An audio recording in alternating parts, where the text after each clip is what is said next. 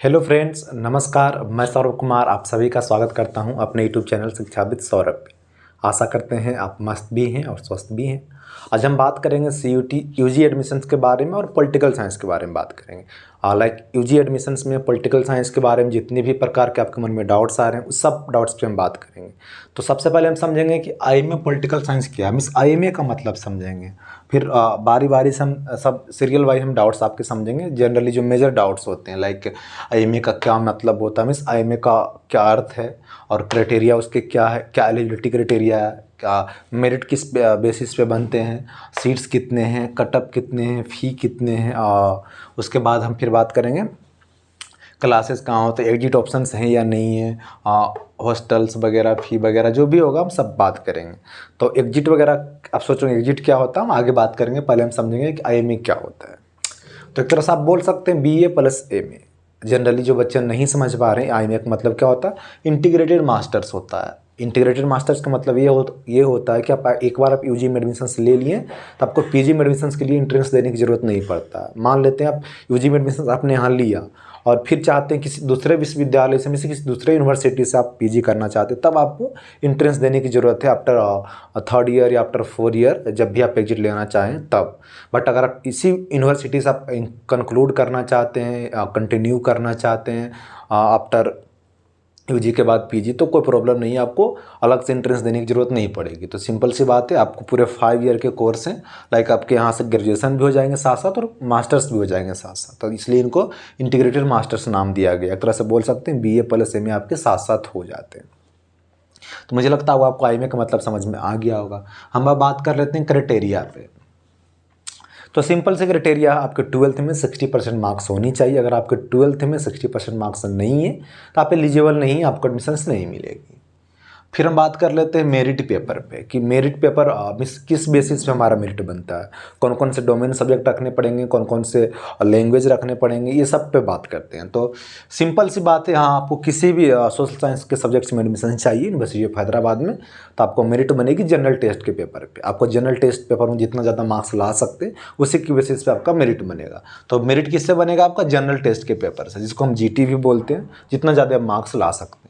और इंग्लिश क्या qualifying paper है, सभी को इंग्लिश का एग्ज़ाम देना पड़ता है। अगर आपने इंग्लिश का एग्ज़ाम नहीं दिया है तो आप क्वालिफाई नहीं किए और आप एलिजिबल नहीं हैं आप।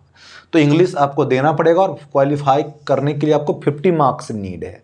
50 मार्क्स आपको लाना पड़ेगा क्वालिफाई करने के लिए। तो ध्यान रखें, मेरिट किस बेसिस पे बनती है, मेरिट बनती है आपको जनरल टेस्ट के बेसिस पे। बट इंग्लिश भी उतना ही इंपॉर्टेंट है जितना जनरल टेस्ट, क्योंकि अगर आपने इंग्लिश का एग्ज़ाम नहीं दिया, उसमें आपने 50% मतलब 50 मार्क्स गेन नहीं किया है तो आपको एडमिशन्स नहीं मिलेगी, आप एलिजिबल नहीं है। 50 मार्क्स ओनली 50 मार्क्स। हम बात कर लेते हैं सीट्स पे कि कितने सीट्स हैं। तो हम टोटल सीट्स की बात करें तो 50 सीट्स है। जनरल के लिए 19 सीट्स है, एससी के लिए 8 सीट्स है, एसटी के लिए 2 सीट्स है, ओबीसी के लिए 14 है, ईडब्ल्यूएस के लिए 5 सीट्स है। और जो पीएच और डीपी कोटा के लिए अलग अलग, अगर आप 50 पीएच और डीपी कोटा के जोड़ देंगे तो 54 हो जाएंगे, ध्यान रखेंगे आप। तो यहाँ पीएच कोटा के लिए और डीपी कोटा के लिए अलग से मैंने लिखे हैं। बाकी टोटल 50 सीट्स है और किस कैटेगरी में कितने सीट्स है मैंने आपको बता दिया हूँ। अब हम बात कर लेते हैं कटअप कितने जाते हैं। तो कटअप की मैं बात करूँ तो जैसा मैं हमेशा हर वीडियो में बोलता आता हूँ कि यूनिवर्सिटी ऑफ हैदराबाद अपना ऑफिशियल कटअप रिलीज नहीं करती है, क्योंकि यहाँ first merit list, second merit list, third merit list जैसा कुछ सीन नहीं होता। बट इस साल होने लगा। जैसा आप पीजी वाले बच्चों को देखे हैं, पहले क्या होता था काउंसलिंग के लिए कि एक ही बार बच्चे को बुलाया जाता था। मान लेते थे कि हाँ 50 सीट्स है तो 150 या 200 बच्चे को काउंसलिंग के लिए बुलाते थे। बट ऐसा इस बार नहीं किया गया। इस बार मान लेते 50 सीट्स है तो जो फर्स्ट मेरिट लिस्ट आई उसमें 50 बच्चे को ही उन्होंने बुलाया है। मतलब पीजी की मैं बात बोल रहा हूँ। तो पूरी चांसेस है और इन्होंने क्लियर भी कर रखा 14 अगस्त के आपके काउंसलिंग है। जितने भी यूजी वाले बच्चे हैं उनका जो आपका काउंसलिंग होगा, आपका जो फर्स्ट मेरिट लिस्ट आएगा और जो फर्स्ट मेरिट लिस्ट का काउंसलिंग होगा 14 अगस्त को होगा। तो जितने सीट्स आएंगे उतने बच्चे को फर्स्ट में बुलाएंगे, ध्यान रखिएगा। पहले ऐसा नहीं होता था, पहले 3 गुने बच्चे को यानी कि 4 मल्टीपल और 5 मल्टीपल करके बुलाते थे। 4 मल्टीपल और 3 मल्टीपल का मतलब क्या होता, मान लेते 50 और 50 गुना 3 करेंगे तो 150 और 200 के आसपास बच्चे को कॉल करते थे फॉर काउंसलिंग के लिए। तो ध्यान रखें कि टोटल 50 सीट्स है और इस बार फर्स्ट मेरिट लिस्ट आई जिसमें 50 बच्चे को ही बुलाया जाएगा। आपका मेरिट बनेगा जनरल टेस्ट में, जिनका ज़्यादा जनरल टेस्ट में मार्क्स होगा उन्हीं को फर्स्ट मेरिट लिस्ट में नाम आएगा। पिछले साल की मैं बात करूं, प्रीवियस ईयर की मैं बात करूं तो प्रीवियस ईयर में 25 सीट्स था पॉलिटिकल साइंस में, but this year like double seats हो गया। जैसा मैंने बताया कि प्रीवियस ईयर में 25 सीट था, बट दिस ईयर 50 सीट्स है। तो हम बात कर लेते हैं अब कट ऑफ पे। तो जैसा मैंने आपको बताया कि कट ऑफ ऑफिशियल रिलीज नहीं की जाती है। हाँ, जो सेकेंड मेरिट लिस्ट आएगी उनमें आपको 3 मल्टीपल या ऑल बच्चे को भी बुला सकते हैं, ध्यान रखिएगा। फर्स्ट मेरिट लिस्ट में जितने बच्चे मतलब जितने बच्चे सिलेक्ट किए जाएंगे, टॉप 15 बच्चे, जो टॉप 50 बच्चे होंगे उन्हीं को बुलाएंगे। और जो सेकेंड मेरिट लिस्ट आएगी उसमें सबको बुलाते हैं, जो जैसे पीजी वालों में मैंने देखा है। और क्योंकि फर्स्ट बार ऐसा हो रहा है तो मैं भी आप पे ही मतलब आपको ही बता रहा हूँ, और कि ऐसा ही होने वाला है आपके साथ भी। फर्स्ट में जितना सीट्स है उतना को ही बुलाया जाएगा। सेकेंड लिस्ट में मेरे अकॉर्डिंग जितने बच्चे बच जाएंगे सभी बच्चे को बुलाएंगे, और ईमेल आपको जाएगा। जैसे पीजी वाले बच्चों को ईमेल गया है, जितने भी वेटिंग लिस्ट में नाम थे सभी को ईमेल गया कि आप काउंसलिंग के लिए आइए। तो आपके साथ भी सेम चीज़ होने वाले हैं, तो ध्यान रखिएगा। तो कटअप की मैं बात करूं जनरली, अगर आप जनरल कैटेगरी से मतलब कितने में चांसेस बन सकते हैं हमारे एडमिशन मिलने की, ये ऑफिशियल कटअप नहीं। जैसे मैं आपको बता दिया हूँ कि यूनिवर्सिटी ऑफ हैदराबाद अपना ऑफिशियल कटअप कभी भी रिलीज नहीं करती है। तो ध्यान रखें, एक अनुमान के तौर पे, एक चांसेस के तौर पे मैं आपको बता रहा हूँ। अगर आप जनरल कैटेगरी से हैं तो आपके 170 मार्क्स हैं, 170 से आप 5-10 मार्क्स इंक्रीज भी कर सकते हैं, डिक्रीज भी कर सकते हैं। तो आपके चांसेस एडमिशन होने के, ईडब्ल्यूएस वाले 160, ओबीसी वाले 150, एससी वाले 120, एसटी वाले 100, और पीडब्ल्यूडी वाले और डीपी कोटा वाले जितने भी मार्क्स हैं आपके, कोई दिक्कत नहीं है, आपको जरूर बुलाएंगे काउंसलिंग के लिए। अब हम बात कर लेते फ़ी स्ट्रक्चर क्या है। सबसे बड़ी बात यही है कि बहुत सारे बच्चे छोटे घर से आते हैं, फ़ी अफोर्ड नहीं कर पाते। जैसे डीयू वगैरह में क्या बहुत ज़्यादा खर्च होते हैं बाहर रहने के लिए, तो आपको फ़ी स्ट्रक्चर देखना जरूरी होता है। पूरे ये 5 साल में मुझे कितना फ़ी लगेगा और किस सेमेस्टर में कितना फ़ी देना पड़ेगा और कौन कौन तरीके से मुझे फ़ी लिया जाएगा, सब पे हम बात कर लेते हैं। हाँ, इस वीडियो में सिर्फ हम पढ़ाई पॉलिटिकल साइंस से रिलेटेड ही बात कर रहा हूँ। हॉस्टल्स मेस वगैरह का अलग आपको देखना पड़ेगा। मैंने वीडियोज बनाया है, जाकर आप हॉस्टल फ़ी कितना लगेगा, हॉस्टल में क्या क्या फैसिलिटीज़ लगेंगे, कितने मंथली हॉस्टल्स लगते हैं, क्या फ़ी है हॉस्टल्स का, तो हॉस्टल वाले वीडियो में जाकर आप देख सकते हैं। 2 महीने पहले मैं हॉस्टल पर वीडियोज बनाया हूँ। मेस के लिए भी सेम है, मेस में आपको कितना पैसा लगेगा, क्या मेन्यू रहता है, कितने टाइम आपको खाना दी जाएगी, क्या फैसिलिटीज़ है, मेस वाले वीडियो में जाकर आप देख सकते हैं। मैंने 2 महीना पहले वीडियो बनाया, नए वाले वीडियो, पुराने वाले भी वीडियोज हैं, दो चाहे तो आप दोनों देख सकते हैं, नए वाले वीडियो भी देख सकते हो, कोई प्रॉब्लम नहीं है। तो हम बात कर लेते हैं फी स्ट्रक्चर्स पे। तो आपको एडमिशन टाइम कितना फ़ी देना पड़ेगा, आपको एडमिशन टाइम देना पड़ेगा 7250। हाँ, ध्यान रखिएगा, ये जो फ़ी स्ट्रक्चर्स मैंने लिया है 23 और 24 बैच का है। आप 200 मेरे अकॉर्डिंग 200 बढ़ा भी सकते हैं, जैसा मुझे लगता है कि हर साल पैसा बढ़ जाते हैं 200 रुपया। तो आप ध्यान रखें, पैसा थोड़ा एक्स्ट्रा लेकर ही आएँ। ये मैं जो बता रहा हूँ आपको 23 और 24 बैच के फी स्ट्रक्चर्स हैं, तो ध्यान रखिएगा। 7250 है, बट आप 200 या 500 या 1000 रुपये एक्स्ट्रा लेकर ही आइएगा आप। तो एडमिशन टाइम आपको इतना क्यों लिया जा रहा है, तो जो 2400 है ये आपके सेमेस्टर फ़ी है, आपको पर सेमेस्टर इतना देना पड़ेगा, और एडमिशन टाइम में ही आपको फर्स्ट सेमेस्टर का पैसा लग जाएगा, मीन्स आपको देना पड़ेगा, एडवांस के रूप में आपको देना पड़ेगा। तो एडमिशन टाइम आपको देना पड़ेगा, सेमेस्टर फ़ी 530 है, स्टूडेंट यूनियन फंड है, 240 स्टूडेंट वेलफेयर फंड है, 2120 मेडिकल फ़ी आपको ईयरली है, 1960 डिपॉजिट से रिफंडेबल से। इसका मतलब हुआ कि जब आप एडमिशन यहाँ से जब आप एडमिशन करा लेंगे और पूरे 5 साल कंप्लीट करके जाएंगे, या जब भी आप 3 ईयर या 4 ईयर में एग्जिट लेते हैं आप, तो आपको ये पैसा रिफंड किया जाता है, एक तरह से सिक्योरिटी चार्ज आप इसको बोल सकते हैं। तो जो इसमें जिसमें मैं स्टार लगा रहा हूँ, ध्यान रखिएगा, ये आपको ईयरली देने पड़ेंगे, हर सेमेस्टर में आपको पैसा नहीं पेमेंट करना है। ये जो 530 है, 240 और 2120 है, ये स्टूडेंट यूनियन फंड है, स्टूडेंट वेलफेयर फंड और मेडिकल फ़ी, ये आपको ईयरली देना पड़ेगा, हर सेमेस्टर फ़ी नहीं देना है।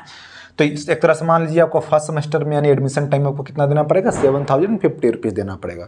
फिर जैसा ही सेकंड सेमेस्टर आएंगे सिर्फ आपको सेमेस्टर फ़ी देना पड़ेगा, जैसे मैंने आपको बता दिया कि सेमेस्टर फ़ी आपको हर सेमेस्टर में पेमेंट करना है। सेमेस्टर फ़ी कितना है, 2400 है, और ये मैं बार बार बता रहा हूँ आपको कि 23 और 24 बैच का फी स्ट्रक्चर से आपको 200 रुपया ज़्यादा भी लग सकते हैं, ध्यान रखिएगा। फिर सेकेंड सेमेस्टर में आपको सिर्फ सेमेस्टर फी देना है। फिर थर्ड सेमेस्टर में जैसा मैंने आपको बताया कि ईयरली कुछ पैसा आपको देने होते हैं। तो 2 सेमेस्टर तक आपके 1 साल पूरे हो गए हैं। फिर तीसरा सेमेस्टर में जब भी जाएंगे आप थर्ड सेमेस्टर में, तो आपको फिर से ईयरली फी देना पड़ेगा, मीन्स ईयरली पेमेंट जो आपके हैं। तो सेमेस्टर फी तो आपको लगेगा ही लगेगा, जैसा मैंने आपको बता दिया। और फिर स्टूडेंट यूनियन फंड, मेडिकल फी, स्टूडेंट वेलफेयर फंड, या ये सब आपको देना पड़ेगा 5290। तो ये नहीं देना पड़ेगा आपको, यह मिस्टेक से हो गया, क्योंकि एक ही बार एडमिशन टाइम में ही आपको देना पड़ता है। तो 5290 है थर्ड सेमेस्टर्स में। और जैसा मैंने आपको बताया कि कब कब आपके 1 ईयर कंप्लीट होंगे, जैसे आप पूरे 5 साल आप रहेंगे, 5 साल में आप 10 सेमेस्टर पढ़ेंगे यहाँ, तो कब कब आपको ईयरली पूरेगा और कब कब आपको ईयरली पेमेंट देना पड़ेगा। तो थर्ड सेमेस्टर में, 5 सेमेस्टर में, 7 सेमेस्टर में, 9 सेमेस्टर में, ये जितने सेमेस्टर के मैंने नाम लिया इसमें आपके 1 साल कंप्लीट होंगे। और ये तीनों पेमेंट आपको देना पड़ेगा, 530, 240 और 2120।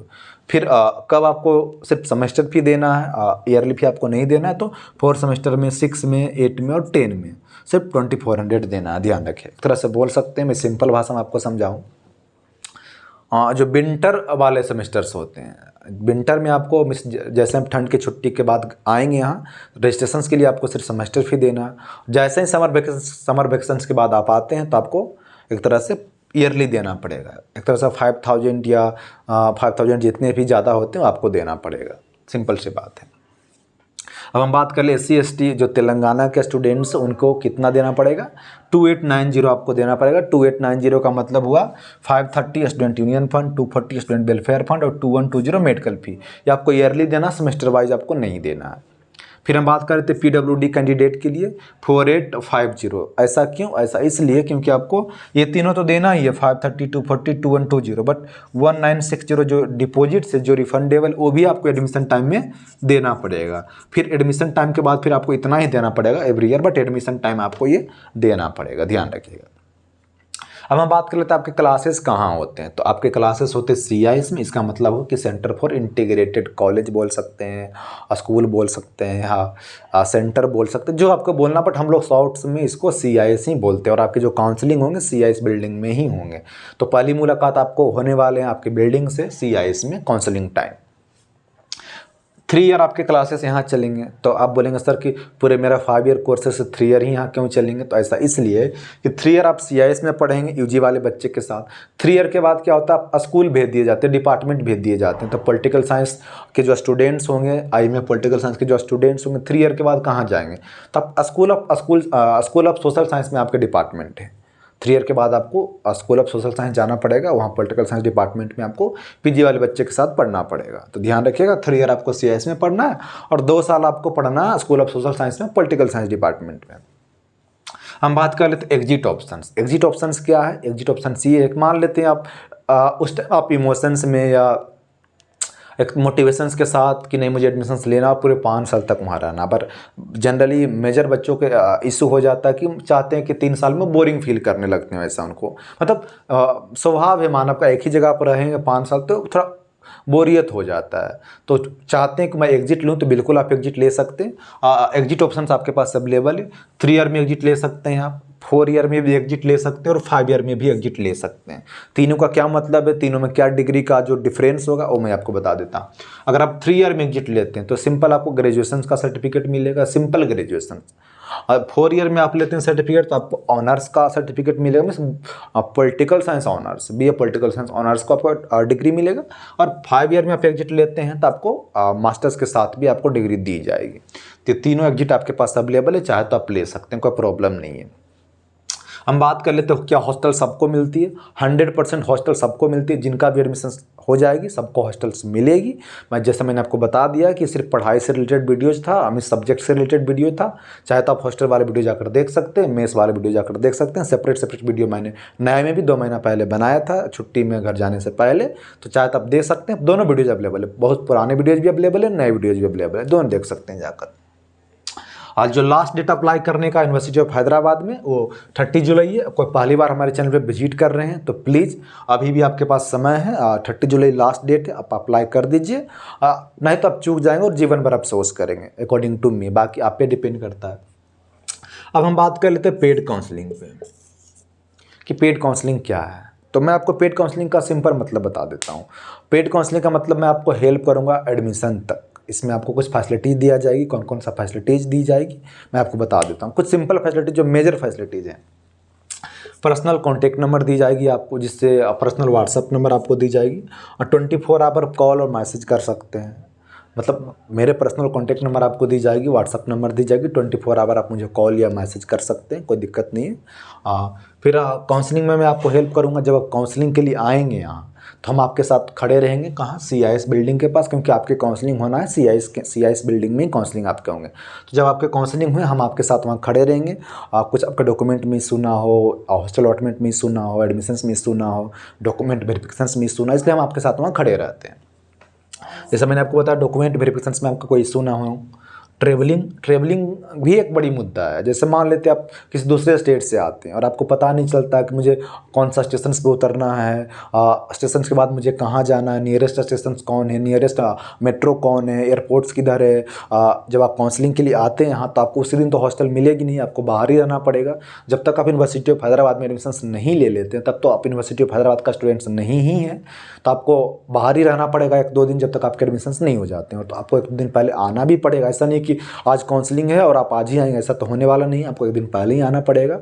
तो सब हम गाइड करते हैं ट्रैवलिंग के रूप में। और जो लड़के या लड़कियां गरीब घर से आते हैं, मिडिल फैमिली से आते हैं, और जो बाहर एफर्ट नहीं कर पाते हैं या जिनको गेस्ट हाउस नहीं मिल पाती है किसी कारण से, तो उनको हम अपना हॉस्टल्स में भी शिफ्ट कर लेते हैं। 1-2 दिन की ही बात होती है, कोई प्रॉब्लम नहीं है। तो जो बच्चे गरीब घर से आते हैं, जो बाहर एफर्ट नहीं कर पाती, सब जानते हैं हाईटेक सिटी है, बाहर रहेंगे आपको 1 दिन का 1000 रुपये देना पड़ेगा, 1500 भी देना पड़ सकता है, 2000 भी देना पड़ सकता है। तो जनरली मान लेते हैं मिनिमम 1000 रुपीज़ आपको बाहर देना पड़ेगा।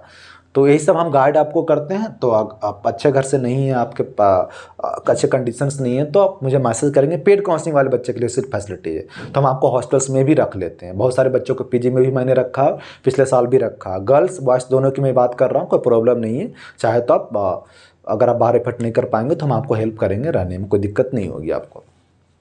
फिर हॉस्टल अलॉटमेंट में भी आपको हेल्प करूंगा। फिर एडमिशन तक, जब तक आपके एडमिशन नहीं हो जाते तब तक हम आपके साथ रहेंगे। एडमिशन के बाद भी आपसे जुड़ाव रहता है। जैसे पिछले बार वाले जो बच्चे हैं, UG वाले बच्चे, उनसे अभी भी जुड़ाव है। एक तरह से एक परिवार की तरह हो जाते हैं। जब आप एडमिशन्स ले लेते हैं, आपकी तबीयत ख़राब हो जाते हैं, कभी आपको प्रॉब्लम्स हो रही होती है, कॉल करते हैं, जाते हैं, मतलब एक तरह से एक बड़े भाई और छोटे भाई वाले रिलेशंस हो जाता है। तो बिल्कुल आप चाहे तो एक परिवार का हिस्सा बन सकते हैं। ये सब आपके फैसिलिटीज़ हैं। और फ़ी की मैं बात बोलूँ तो जो जनरल कैटेगरी के बच्चे हैं और जो EWS के बच्चे हैं, उनके लिए 250 फ़ी रखा गया है। और OBC ST वाले जो बच्चे हैं, OBC SC ST PWD वाले जो बच्चे हैं, उनके लिए 200 फ़ी रखा गया है। चाहे तो आप ले सकते हैं। मुझे नहीं लगता इतना फ़ी ज़्यादा है। जैसे मैंने आपको इतना जो फैसिलिटीज़ बताया, उसके अकॉर्डिंग मुझे लगता है ठीक ठाक है, क्योंकि मैं अभी आपके लिए हेल्प कर रहा हूँ, इतना मेहनत कर रहा हूँ, तो मुझे भी कुछ चाहिए, क्योंकि हम भी आपके जैसा स्टूडेंट्स ही हैं। तो हम बात करें आप कैसे जुड़ें पेड काउंसलिंग, तो सिंपल सी बात है, चैनल के डिस्क्रिप्शन बॉक्स में जाइए। वीडियो के डिस्क्रिप्शन बॉक्स में बात नहीं कर रहा हूँ, चैनल के डिस्क्रिप्शन बॉक्स में जाइए। वहाँ पे आपको कुछ सोशल मीडिया का लिंक दिए रहेंगे, फेसबुक का लिंक दिया रहेगा, इंस्टा का लिंक दिया रहेगा, टेलीग्राम का लिंक दिया रहेगा। जो सबसे नीचे लिंक दिया रहेगा, व्हाट्सअप का लिंक दिया रहेगा। व्हाट्सअप पर आप मुझे क्लिक करेंगे, आपको कुछ भी करने की जरूरत नहीं, सिर्फ आपको व्हाट्सअप पर क्लिक करना और मैसेज सेट करके मैंने रखा, hello I want to enrol your paid counselling और पेड कोर्सेज। जैसे उस पर आप क्लिक करेंगे, मेरे पास मैसेज आ जाएगा। फिर मेरे ओर से आपको एक मैसेज जाएगी, जिसमें आपको नेम, कैटेगरी, स्टेट्स, आपके मार्क्स बताने होंगे उसमें, और आपको फ़ी पेमेंट करना होगा। ये सब आप फ़ी पेमेंट करने के बाद और फॉर्म फिलअप करने के बाद मेरे ओर से एक मैसेज आएगी कि thank you have join finally. तो सिंपल सी बात है, व्हाट्सएप पे मैसेज करेंगे और आपको मेरे ओर से एक मैसेज आएगी। फिर आप पैसा पेमेंट करेंगे, नेम, कैटेगरी या सब्जेक्ट वगैरह मार्क्स बताएंगे, और इस तरह से सिंपल आप पेड काउंसलिंग से जुड़ जाएंगे और पेड काउंसलिंग का हिस्सा बन जाएंगे, शिक्षा भी सौरभ परिवार का हिस्सा बन जाएंगे। तो आपके ऊपर है, चाहे तो आप ले सकते हैं, चाहे तो आप नहीं भी ले सकते हैं। चाहे जो बच्चे नहीं लेना चाहते हैं, कोई प्रॉब्लम नहीं है, आप यूट्यूब से जुड़े रहें, नोटिफिकेशन आपको मिलती रहेगी। बाकी आप इस फेसबुक से भी जुड़ सकते हैं, लिंक दिया गया है, टेलीग्राम से भी जुड़ सकते हैं, इंस्टा से भी जुड़ सकते हैं, कोई प्रॉब्लम नहीं है। तो फ्रेंड्स, मुझे लगता है आपसे विदा लेना चाहिए। और आपके मन में जितने भी डाउट्स आ रहे थे आई मीन पॉलिटिकल साइंस के रिगार्डिंग, मैंने पूरी कोशिश की वीडियो में कि आपके डाउट्स ना रहें। फिर भी इसके अलावा आपके मन में डाउट्स रह जाते हैं, तो जो बच्चे पेड काउंसलिंग लेते हैं उनको तो मैं सॉल्व कर ही दूंगा। जो बच्चे पेड काउंसलिंग नहीं लेंगे, तो फिर कभी हम लाइव आएंगे तो आप उसमें ज़रूर जुड़िएगा, और तब हम आपको हेल्प करेंगे लाइव सेशंस में। और उसके लिए आप टेलीग्राम ग्रुप से ज़रूर जुड़ जाइएगा। जब भी कभी हम लाइव आते हैं तो टेलीग्राम ग्रुप में ज़रूर हम शेयर कर देते हैं। पेड काउंसलिंग वाले बच्चे को तो शेयर करते ही, बट टेलीग्राम ग्रुप में भी शेयर कर देते हैं। टेलीग्राम टेलीग्राम ग्रुप से आप ज़रूर जुड़ जाइएगा। जब भी हम लाइव आएंगे तो आपको हाँ मैसेज डाल देते हैं, आप आ जाइएगा लाइव, डाउट आपके सोल्व हो जाएंगे। तो फ्रेंड्स आज के लिए इतना ही काफ़ी है, फिर मिलते हैं नई वीडियो में नए टॉपिक के साथ। आज से हमारा सीरीज चालू हो गया, आज से हम डेली वीडियोज लाएंगे हर सब्जेक्ट्स के लिए, जितने भी सब्जेक्ट्स आए। आज पॉलिटिकल साइंस से मैंने अपना सीरीज स्टार्ट किया है, फिर आगे हिस्ट्री, इकोनॉमिक्स, सोशियोलॉजी वगैरह जितने भी डाउट्स, हिंदी, तेलुगु, साइंस में फिजिक्स, केमिस्ट्री, बायो, सब सीरियल वाइज आएंगे। तो आज से मैंने स्टार्ट किया। थैंक यू, मिलेंगे फिर नई वीडियो में।